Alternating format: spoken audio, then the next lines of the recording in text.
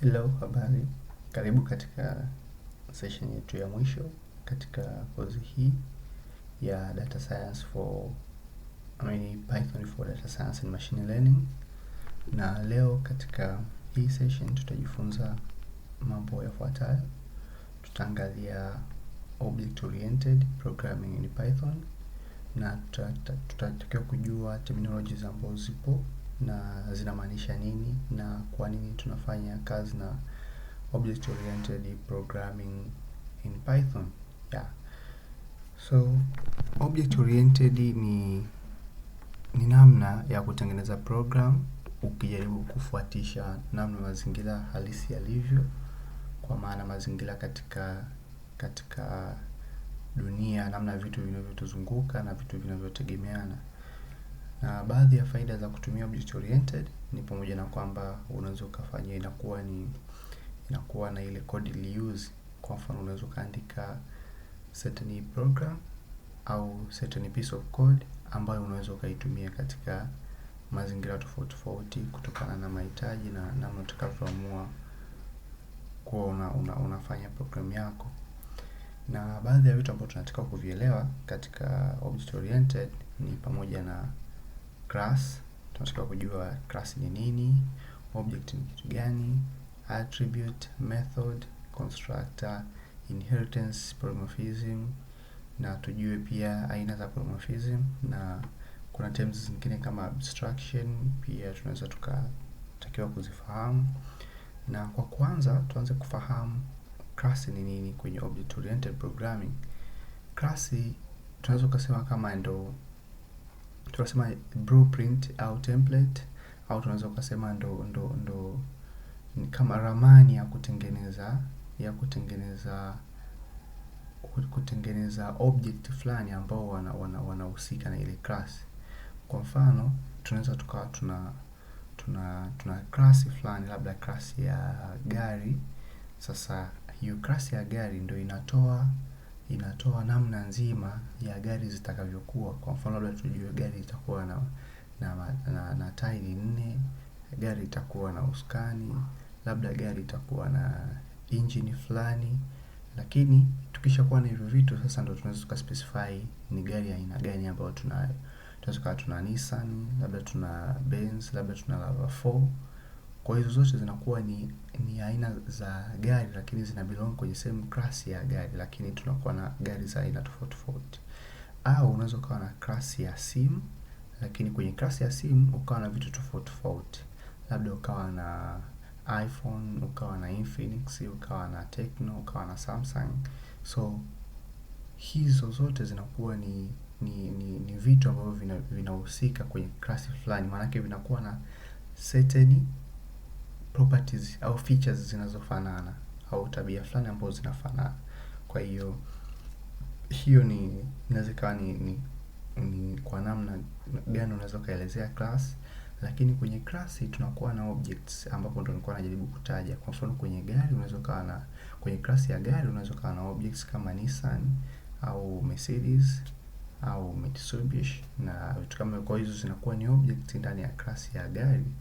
Au kwenye class ya simu unaweza kuwa na hivyo Tecno, Infinix au Samsung. Zile ni objects ambazo zipo kwenye class ya simu. Au kama ungekuwa na class ya computer, ungekuwa labda na HP, ungekuwa na Mac, labda ungekuwa na Lenovo na computers zingine. Kwa zile zingekuwa ni objects ndani ya class ya computers. Au ungekuwa na class ya human, maana yake tungekuta kuna labda Juma, Hassan, labda Shaban. Hao wote wangekuwa ni objects ndani ya class ya human. Kwa hiyo hivyo. Lakini baada ya hapo tunakuta term nyingine ambayo ni attribute. Sasa attribute ni nini? Kwa jina jingine unaweza kusema ni properties au kusema ni states. Hizi zinakuwa ni vitu ambavyo vinapatikana kwa objects ambavyo vinamdescribe object. Kwa mfano tunaposema bila class ya gari, kwenye class ya gari tukakuta kuna objects ambao ni gari tofauti tofauti zilizoko mle, lakini zile gari zina properties au zina attributes ambazo zinazitambulisha. Kwa mfano labda zina tile au zina rangi au zina scan au zina vioo. Kwa hiyo hizo zinakuwa ni attributes au ni properties za certain objects katika certain class. Au kama ingekuwa ni class ya phone au class ya simu, maana ungekuta kuna simu mle na zile simu zina attributes. Kwa mfano ungekuta labda kuna RAM size, kuna processor speed, labda kuna screen size, labda kuna cover na vitu kama hivyo. Kwa hiyo those are the attributes of objects. Na baada ya hapo kuna kitu kinaitwa method. So method ni functionalities au tunaweza kusema these are behaviors za wale object. Ni vitu ambavyo zile object za certain class zinaweza kuvifanya. Hizo ndio tunaita method. Kwa mfano nikirudi kwenye mfano wa gari, kwenye class ya gari tukasema kuna objects labda kama lava 4, halafu kuna attribute labda ile lava 4 ana rangi ya blue, halafu ana tile 4, halafu ana kioo au ana vioo vyeusi. Sasa yule lava 4 anaweza kufanya nini? Labda anaweza kumake sound, labda anaweza kurun. Sasa hizo inakuwa ni zile actions au zile vitu ambavyo ile object inaweza kuvifanya. Hiyo ndo tunaita method. Kwa mfano ingekuwa ni kwenye class ya sim, maana yake tungekuta mle ndani kuna sim labda Infinix, lakini Infinix inaweza kufanya nini? Ukiacha tu kwamba inaweza ikawa ina rangi, inaweza ikawa ina size ya screen, inaweza ikawa na memory size. Kitu kingine ambacho ilicho nacho ni nini? Utagundua kwamba inaweza kumake call, inaweza kuplay music, inaweza kuplay video, inaweza kufungua picha. So those are the methods or the behaviors or the capabilities, functionalities ambazo object inakuwa nazo. So in object oriented programming we call them method. And then we have another term which is constructor. So constructor ni kitu gani? Constructor tunaweza kuiterm kwa jina jingine initializer, kwamba unapokuwa unatengeneza object wa certain class unamuembed na certain initial features ambazo anatakiwa awe nazo, ukiacha features ambazo anaweza kazigain anapokuwa katika mazingira. Hii nitatolea mfano mzuri kwa namna viumbe wanavyozaliwa. Utakuta anapozaliwa kiumbe fulani atakuja na vitu fulani ambavyo ni initial features alizonazo, maana yake ametengenezwa nazo, lakini kuna zingine atazipata anapokuwa katika mazingira. Kwa mfano labda mtoto anapozaliwa atakuja na rangi fulani, labda atakuja na nywele kiasi fulani, labda atakuja na uzito fulani, lakini hizo ni initialized features, maana ni features ambazo amekuja nazo ziko already initialized. So kwenye programming, how do we put those initial features to an object? Ndo tunatumia constructor. So constructor is basically a method. Tutaona ni method ambayo ina uwezo wa ku-initialize certain features kwa object fulani ambayo anakuwa anatengenezwa at a certain specific time. Kwa hiyo tunaigadi kama constructor. Kwa mfano unataka kutengeneza object wa sim, and then you say hii sim itakapo tengenezwa initially nataka iwe na color fulani, nataka iwe na memory size fulani, nataka iwe na kitu fulani. Lakini kwa mfano vitu kama cover unaweza ukaviweka itakapokuwa tayari ipo kwenye mazingira ishatengenezwa na vitu kama hivyo. Kwa hiyo kwenye object oriented programming, kwa maana ya kufanya initialization of certain features, tunatumia constructor. And baada ya hapo tuna term nyingine ambayo inaitwa inheritance. Sasa inheritance ni nini? Tunarudi pia kwenye mazingira ya kawaida kama tulivyosema, object oriented inaangalia sana ni namna gani vitu na viumbe katika mazingira vinaishi. Sasa kuna kitu cha kurithi kwa maana ya kuinherit. Unaweza kukuta object fulani ina certain features na certain method au certain attributes na certain method. Sasa badala ya kutengeneza object mwingine ambaye ana attributes na method ambazo zinafanana na yule object ambaye tayari ana exist, badala ya kuanza kutengeneza vitu kama hivyo, kwa hiyo tunafanya kurithi zile attributes na method kwa huyu object mwingine ili tusifanye repetition ya kitu ambacho tayari kishafanyika. Nitatoa mfano. Kwa mfano tunataka kutengeneza, kwa mfano tuna class inaitwa computer. Sasa class computer, ukiangalia object wa computer mle ndani, utakuta ana attribute kama color, labda ana attribute kama screen size, ana attribute kama memory size, halafu ana method labda ya power on, kwa maana ya kuiwasha ile computer.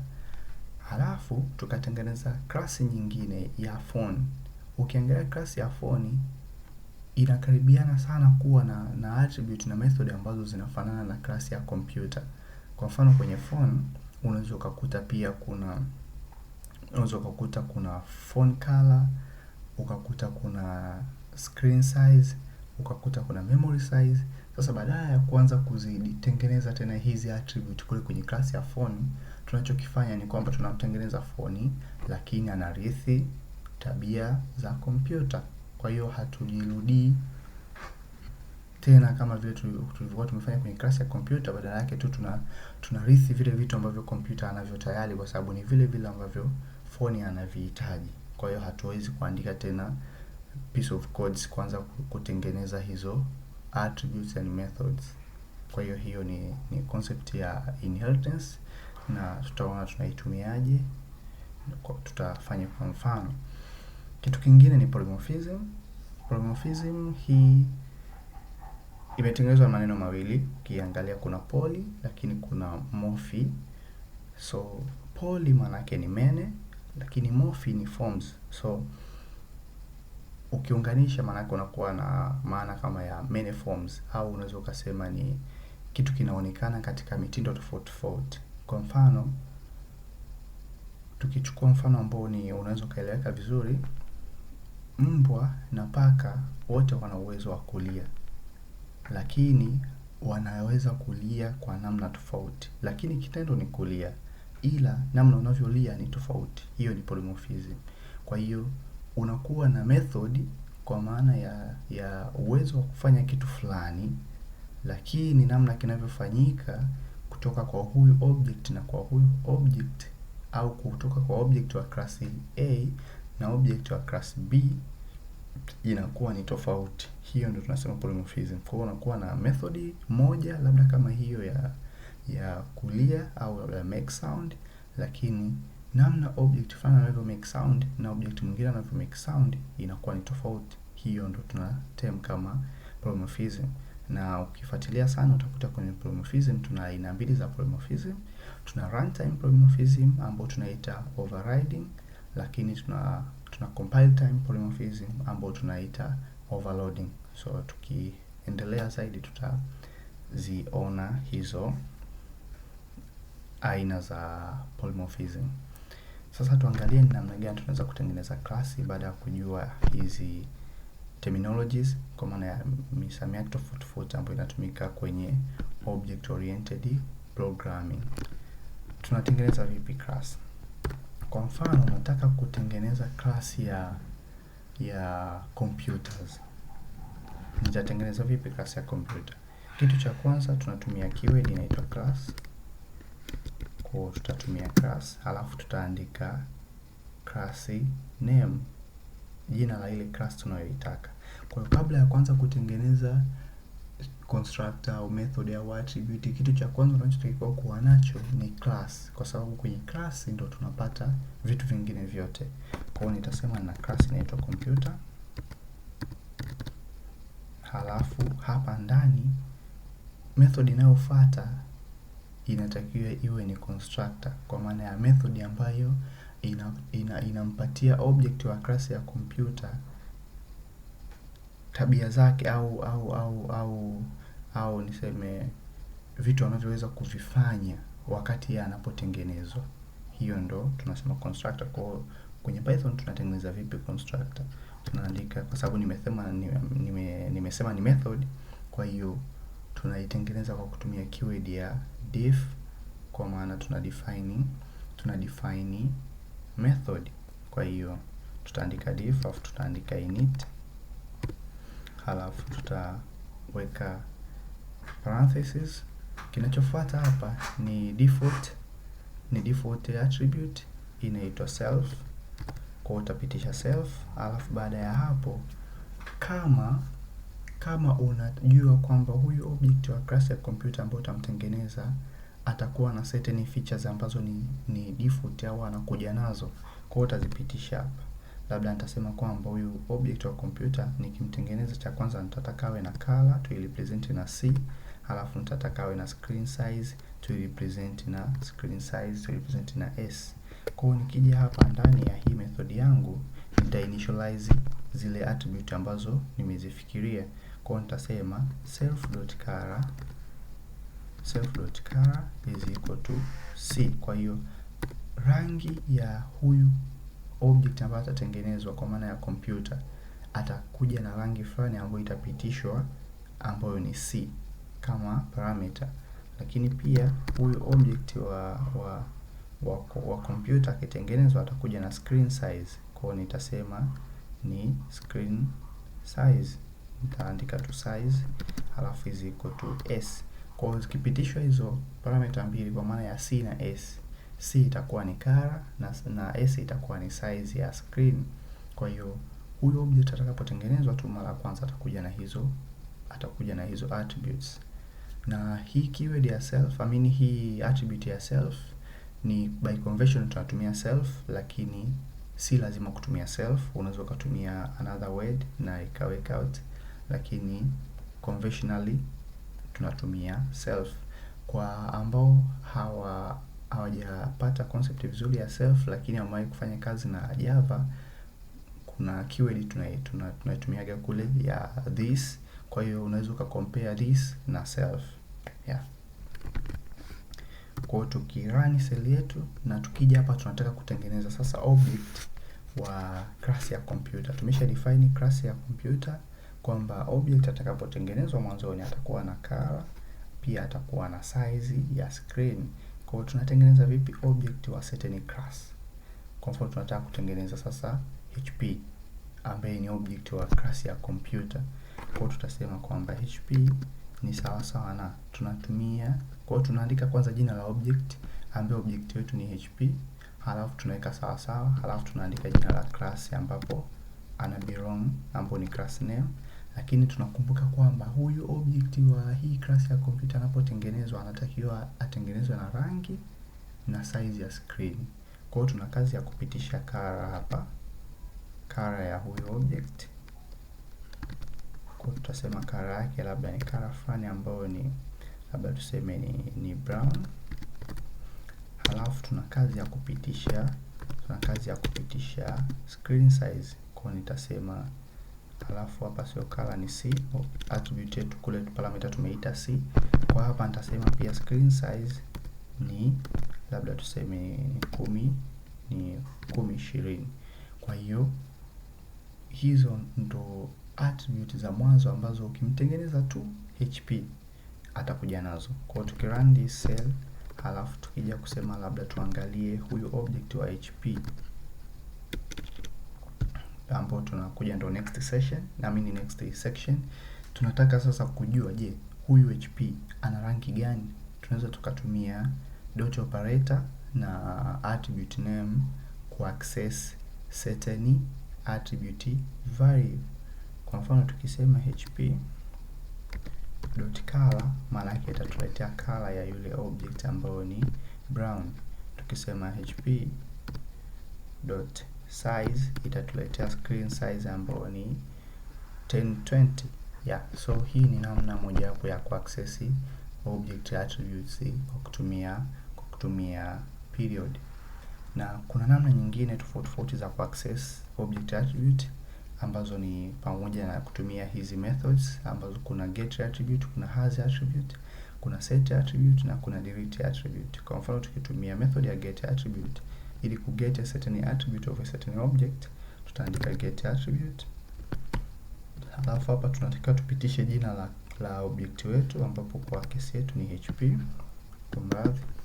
Kwa kesi yetu ni HP, kwa hiyo tutapitisha HP, halafu jina la ile attribute ambayo tunataka iwe returned tunaiandika kwenye string. Kwa hiyo tunataka iwe returned hapa ni color.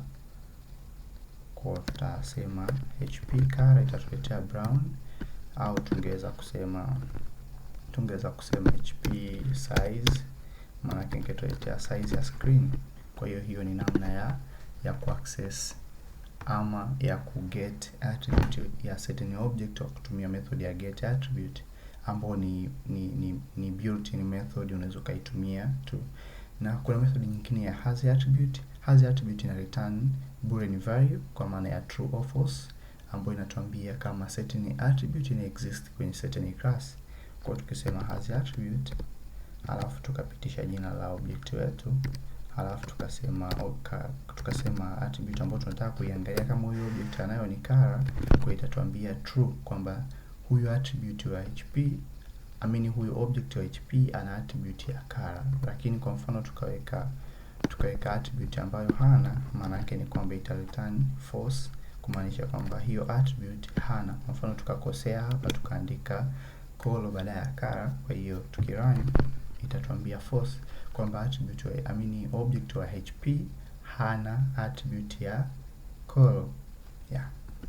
Na pia unaweza kaamua kuseti attribute au kuseti certain value kwenye certain attribute. Kwa mfano tunaweza kaamua kuibadilishia color hii kompyuta yetu, kwa tukasema set attribute, halafu tukapitisha jina la object wetu, halafu tukapitisha jina la attribute ambayo tunataka kuibadilisha. Tukasema tunataka kumbadilisha color, na tunataka color awe na value gani. Kwa tutapitisha value ya color, labda tuseme hii kompyuta sasa tunataka iwe black. Kwa tukipitisha black, tutakuwa tumesha set, tukirani hii set tutakuwa tumesha set value ya color to black. Kwa tukija kusema kwa kutumia method ya way ya kwanza ya kuaccess attribute, tukisema hp.color, sasa hivi hatutegemee ije brown, badala yake itakuja black kama hivyo. Yeah. Lakini pia unaweza kaamua kudelete attribute.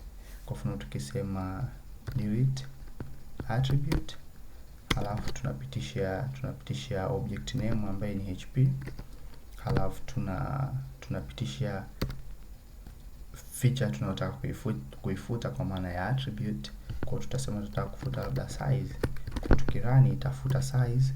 Na ukija kutumia method ya has kuangalia kama object wa HP wa computer class ya ambaye ni HP kama ana attribute ya size, itatuambia false. Kwa hiyo hii ni namna ambavyo unaweza kutumia hizi method ambazo ni built-in methods kufanya kazi na object wa certain class. Yeah, so kutoka hapo tuje tuangalie inheritance inafanyaje kazi na kwa nini tunatumia inheritance. Sasa inheritance kama nilivyosema mwanzo, unakuwa na class ya kwanza ambayo tayari ina exist, labda class A, lakini unatengeneza class B. Lakini unapotengeneza class B unagundua kwamba features au attributes au methods ambazo zipo kwenye class B ni zile ambazo zipo kwenye class A. Kwa badala ya kuziandika tena kwa maana ya wanaita dry do, repeat yourself. So tunaweza tukazi inherit kutoka kwenye class A na tukazileta kwenye class B. Hiyo ni inheritance, na syntax yake inakuwa hivi. Kwa unakuwa na class ambayo tunaita ni subclass, lakini ina inherit kutoka kwenye class ambayo tayari ilikuwepo, ambayo tunailifaa kama parent class. Kwa hiyo inakuwa hii inaweza kaitwa child class, afu hii ambayo ilikuwepo tunaita parent class, au hii ambayo iko hapa tukaita subclass, lakini ambayo ilikuwa exist tukaiita basic class, au hii ambayo iko hapa tukasema ni derived class, afu hii ikawa ni basic class, au tukawa na subclass, alafu tukawa na super class. Kwa hiyo inaweza ikawa katika mtindo huu. Kwa mfano tumetengeneza kule juu class ya computer, na tumeona computer ina hizi attribute. Kwa hiyo tunaweza tukatengeneza class nyingine ya phone, au tuseme tumuongezee method. Na namna gani tunatengeneza method? Ni kama tunavyotengeneza function. Kwa mfano hapa tutengeneze method labda ya ambayo ni kwamba tutengeneze method kwamba computer inaweza kufanya nini, labda tuseme computer inaweza ka play music. Kwa hiyo tutengeneze method labda play music, alafu tuweke underscore kwa ajili ya kuweka vizuri, halafu tutaweka self, halafu tukija hapa ndani tuandike tu labda print computer can play music.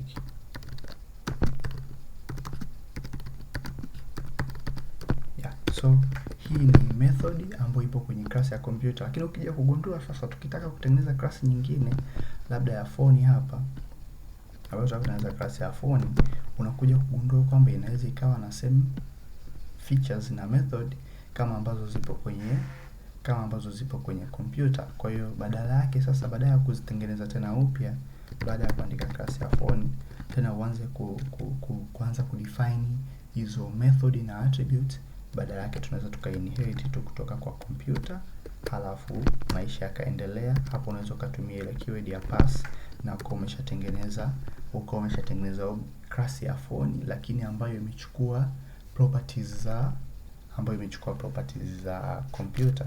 Kwa hiyo tukija kutengeneza object wa phone, naye atahitaji tupitishe color na size kama alivyo class wa computer, kwa sababu tumeinherit zile features ambazo zipo kwenye class ya computer, tumezileta kwenye class ya phone.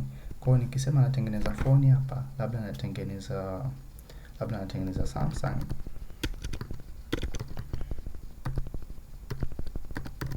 halafu niseme is equal to phone, hii itanihitaji pia nipitishe color na size ya screen. Kwa hiyo nikisema C is equal to white, halafu nikasema screen size labda ni 800.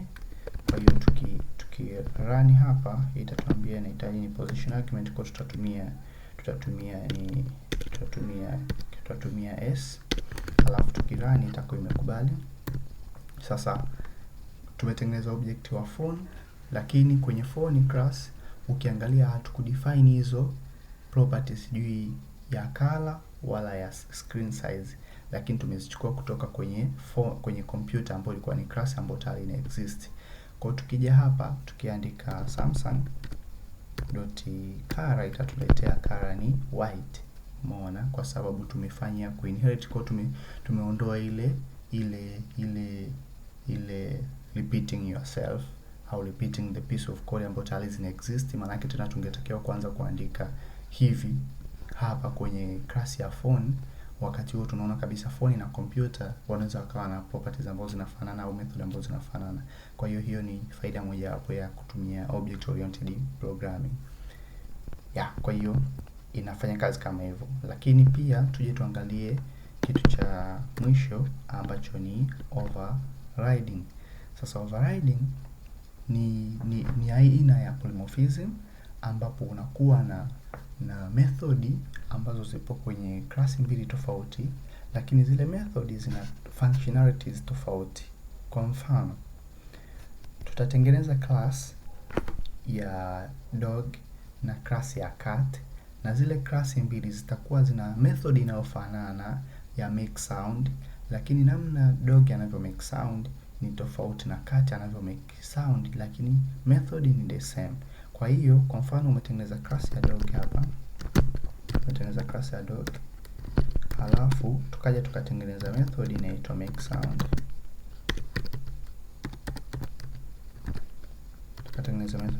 sound, halafu tukasema print,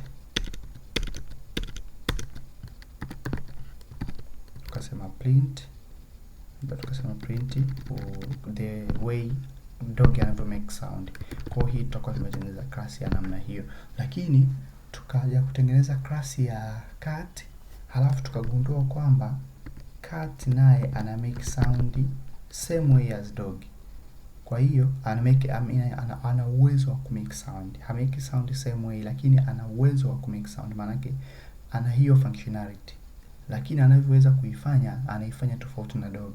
Kwa hiyo tutakachokifanya, tutainherit kutoka kwa dog, lakini tutabadilisha implementation ya hii make sound method, kwa sababu namna anavyo make sound dog ni tofauti na namna anavyo make sound cat. Kwa hiyo wote wana make sound, lakini they make sound in different way. So Maana ya polymorphism ni kwamba unakuwa na method kutoka kwenye superclass ambayo inaweza ikawa inherited kwenye subclass, lakini yule subclass akabadilisha implementation ya ile method kutokana na requirements zake, kutokana na vitu anavyovihitaji yeye.